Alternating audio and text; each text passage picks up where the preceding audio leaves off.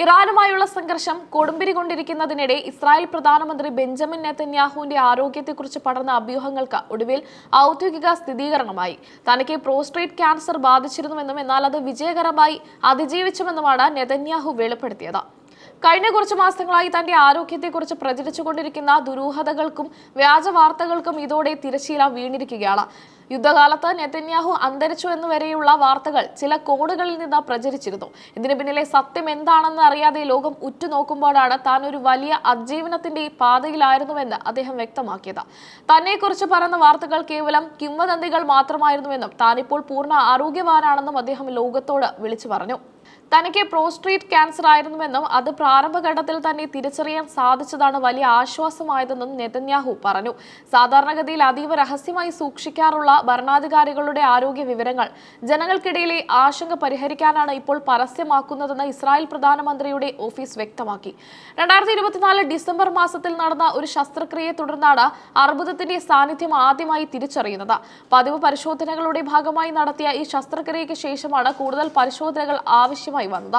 ഇസ്രായേലിലെ പ്രമുഖ മെഡിക്കൽ വിദഗ്ധരുടെ മേൽനോട്ടത്തിലായിരുന്നു തുടർന്നുള്ള നീക്കങ്ങൾ. രോഗം കണ്ടെത്തിയ ഉടൻ തന്നെ അത്യാധുനികമായ ചികിത്സാ രീതികൾ അദ്ദേഹത്തിന് ലഭ്യമായി.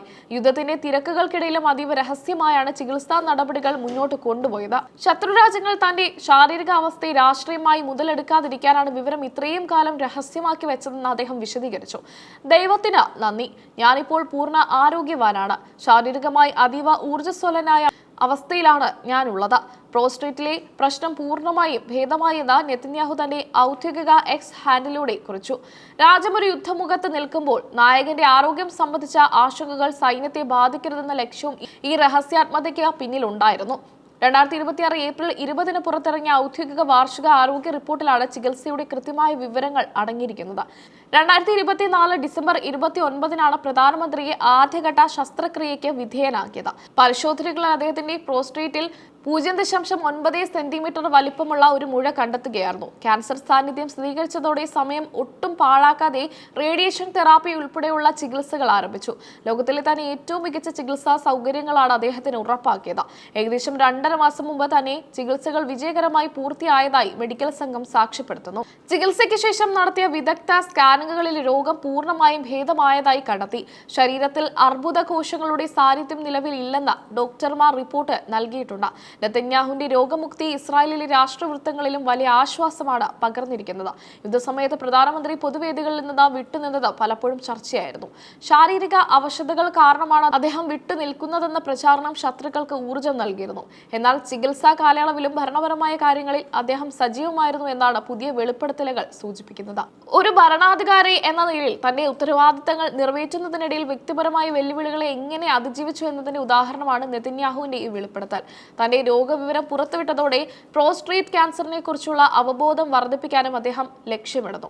ഇസ്രായേൽ സൈന്യത്തിന്റെ ആത്മവീര്യം ചോർത്താൻ ഇറാൻ ഉൾപ്പെടെയുള്ള രാജ്യങ്ങൾ ശ്രമിക്കുന്നതിനിടെയാണ് നെതന്യാഹു ശക്തമായ തിരിച്ചുവരവ് പ്രഖ്യാപിച്ചിരിക്കുന്നത്.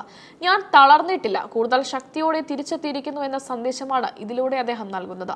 റിപ്പോർട്ടുകൾ പ്രകാരം ചികിത്സാവേളയിൽ അദ്ദേഹം തന്റെ ഔദ്യോഗിക വസതിയിൽ നിന്ന് തന്നെയാണ് പല നിർണായക തീരുമാനങ്ങളും കൈക്കൊണ്ടത്.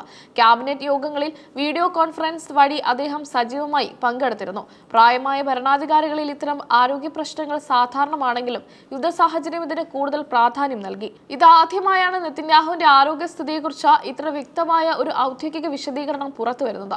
മുമ്പ് അദ്ദേഹത്തിന് ഹൃദയ സംബന്ധമായ ചില ബുദ്ധിമുട്ടുകൾ ഉണ്ടായപ്പോൾ പേസ് മേക്കർ ഘടിപ്പിച്ച വാർത്തകൾ പുറത്തു വന്നിരുന്നു. എന്നാൽ അർബുദത്തെക്കുറിച്ചുള്ള വാർത്തകൾ ലോകത്തെ ഞെട്ടിക്കുന്നതായിരുന്നു. നെതന്യാഹുവിന്റെ ആരോഗ്യ റിപ്പോർട്ട് പുറത്തുവിട്ട മെഡിക്കൽ ടീം അദ്ദേഹത്തിന്റെ ശാരീരിക ക്ഷമതയെ അഭിനന്ദിച്ചു. പ്രായം നൽകുന്ന വെല്ലുവിളികളെ അതിജീവിച്ച് അദ്ദേഹം സാധാരണ ജീവിതത്തിലേക്ക് മടങ്ങിയത് അത്ഭുതകരമാണെന്ന് ഡോക്ടർമാർ നിരീക്ഷിക്കുന്നു. ഈ പ്രഖ്യാപനം ഇസ്രായേൽ രാഷ്ട്രീയത്തിൽ അദ്ദേഹത്തിന്റെ സ്ഥാനം കൂടുതൽ ഉറപ്പിക്കാൻ സഹായിച്ചേക്കും. രോഗത്തോട് പൊരുതി ജയിച്ച നേതാവ് എന്ന പ്രതിച്ഛായ ജനങ്ങൾക്കിടയിൽ അദ്ദേഹത്തോടുള്ള അനുഭാവം വർദ്ധിപ്പിക്കാൻ കാരണമാകും. പ്രതിപക്ഷ പാർട്ടികളും ഈ വിഷയത്തിൽ കരുതലോടെയുള്ള പ്രതികരണങ്ങളാണ് നൽകുന്നത്. നിലവിൽ രാജ്യത്തിന്റെ സുരക്ഷാ കാര്യങ്ങളിൽ അദ്ദേഹം പൂർണ്ണമായും ശ്രദ്ധ കേന്ദ്രീകരിച്ചിരിക്കുകയാണ്. ഗാസയിലെയും ലബനിലെയും സംഘർഷങ്ങൾക്കൊപ്പം ഇറാനുമായുള്ള നേരിട്ടുള്ള ഏറ്റുമുട്ടലുകളും ഇസ്രായേലിനെ സംബന്ധിച്ച വലിയ വെല്ലുവിളിയാണ്. ഈ ഘട്ടത്തിൽ ശക്തനായ ഒരു നേതാവിന്റെ സാന്നിധ്യം രാജ്യത്തിന് അത്യാവശ്യമാണെന്ന് ഭരണകക്ഷി കരുതുന്നു. നെതന്യാഹുവിന്റെ പോരാട്ടവീര്യം തങ്ങളുടെ സൈന്യത്തിന് പുതിയ ഉണർവ് നൽകുമെന്ന് ലിക്കുഡ് പാർട്ടി വക്താക്കൾ അഭിപ്രായപ്പെട്ടു. ശാരീരികമായി തളർന്നുവെന്ന ശത്രുക്കളുടെ കണക്കുകൂട്ടലിൽ തെറ്റിയെന്നും അവർ കൂട്ടിച്ചേർത്തു. ചികിത്സ പൂർത്തിയാക്കി ആരോഗ്യവാനായി തിരിച്ചെത്തിയ നെതന്യാഹു വരും ദിവസങ്ങളിൽ കൂടുതൽ പൊതുപരിപാടികളിൽ പങ്കെടുക്കുമെന്നാണ് വിവരം. തന്റെ ആരോഗ്യം രാജ്യത്തിന്റെ സുരക്ഷയ്ക്ക് തടസ്സമാക്കില്ലെന്ന് അദ്ദേഹം ഉറപ്പു നൽകുന്നു. ഏറ്റവും ഒടുവിലത്തെ മെഡിക്കൽ ബുള്ളറ്റിൻ പ്രകാരം അദ്ദേഹത്തിന് ഇനി വിശ്രമത്തിന്റെ ആവശ്യമില്ല. പതിവ് പരിശോധനകൾ തുടരുമെങ്കിലും ഭരണപരമായ ജോലികളിൽ പൂർണ്ണമായി ഏർപ്പെടാൻ അദ്ദേഹത്തിന് അനുമതി ലഭിച്ചിട്ടുണ്ട്. ഇസ്രായേൽ ചരിത്രത്തിലെ ഏറ്റവും ദീർഘകാലം പ്രധാനമന്ത്രിയായിരുന്ന നെതന്യാഹുവിന്റെ ഈ അതിജീവനം മറ്റൊരു ചരിത്രമായി മാറിയിരിക്കുകയാണ്.